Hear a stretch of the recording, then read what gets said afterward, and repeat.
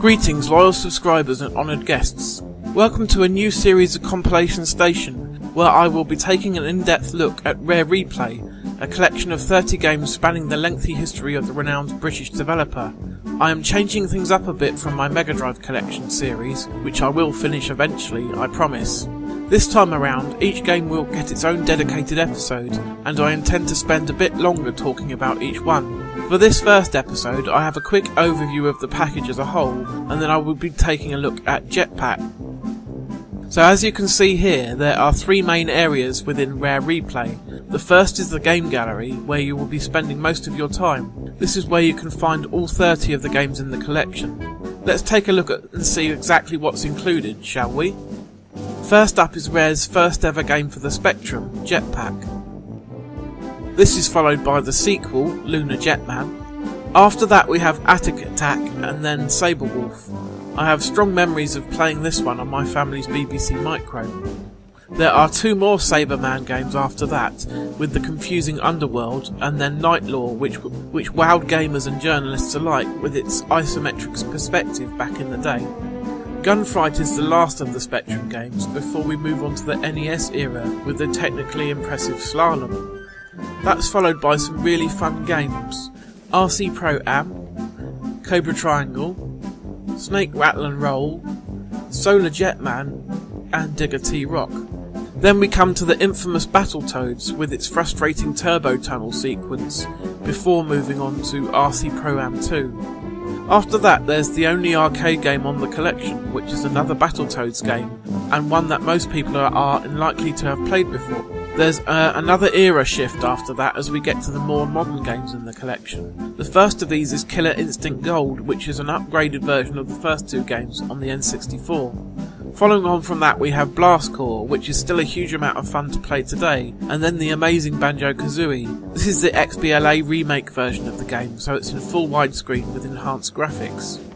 Jet Force Gemini is next. This is a tough game and the old school controls don't really help. Thankfully Rare have just released a patch enabling more modern controls. Then we have Perfect Dark, which is another full XBLA remake, as is Banjo-Tooie, which I am really looking forward to playing through for the first time. CONKER'S Bad Fur Day comes next, and strangely it's not the Live and Reloaded version from the original Xbox, it's the N64 version.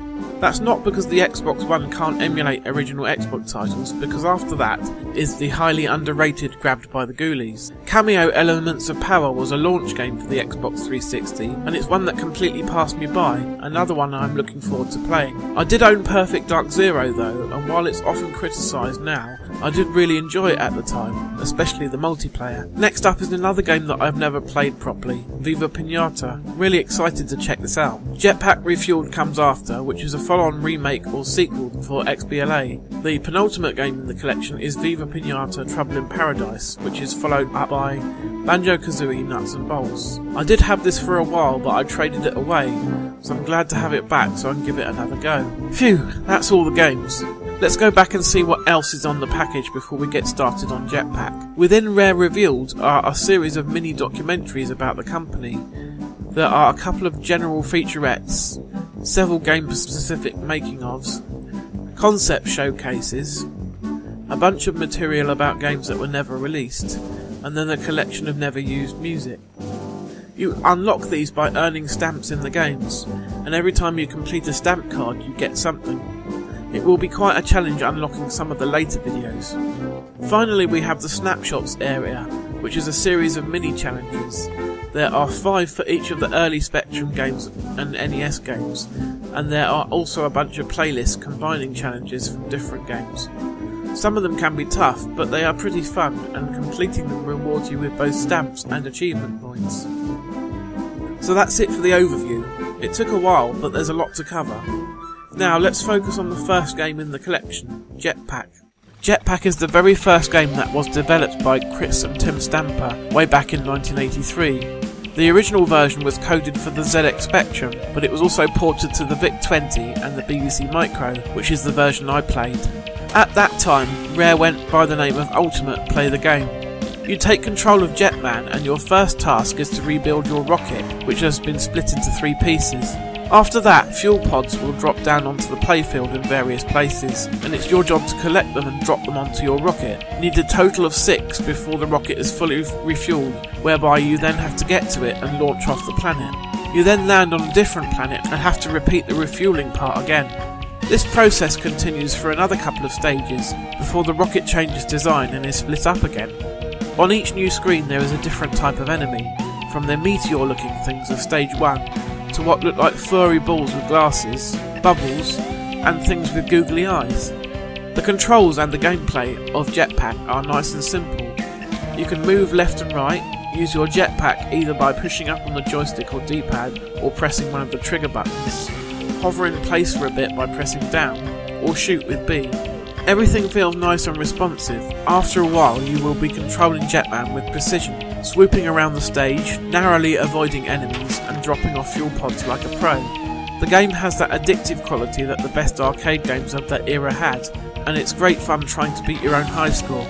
The graphics, while obviously very basic by today's standards, still clearly look like a little spaceman, a rocket, and whatever the enemies are supposed to be on each particular level. There's some decent animation too, and while there is a bit of slowdown when there are a lot of sprites on screen at the same time, it never really detracts from the gameplay. The sound is very minimal. Unfortunately, the ZX Spectrum wasn't really up to much in the audio arena, especially compared to the Commodore 64 and its SID chip, but the bleeps and little farty noises do hold a certain charm. Overall, I do really like the game and I've spent quite a bit of time playing it already. My only issue with it being on this collection instead of something else is that it's also part of Jetpac Refueled, which can be found elsewhere in this collection, thereby making it a little redundant. The dedicated achievements and snapshots do compensate for that though. Before I finish this video, let's take a quick look at those.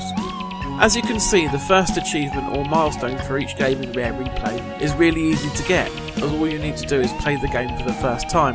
The others for this particular game all involve playing for long enough over time to hit certain milestones, so none of them are particularly skill based.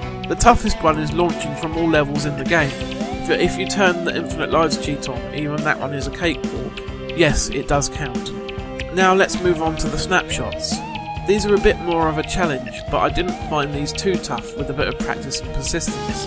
That is, except for one of them. There was one challenge where you had to loop around on the screen 5 times. This might sound simple, but it can be infuriating as there are no platforms to block enemies with, and they have a nasty habit of spawning right on top of you. I did finally manage to beat it though, as you can see here, thereby earning every stamp that Jetpac has to offer. Jetpac is a great game and I've enjoyed playing it on my Xbox One immensely. Just goes to show that you don't need state-of-the-art graphics or sound to have a good time on your fancy next-gen console, just good gameplay. Now then, rather than tackle each game on the collection chronologically, I thought I would jump around a bit. So next time I will probably be talking about Banjo-Kazooie, one of my personal favourites on the collection. Until then, take care.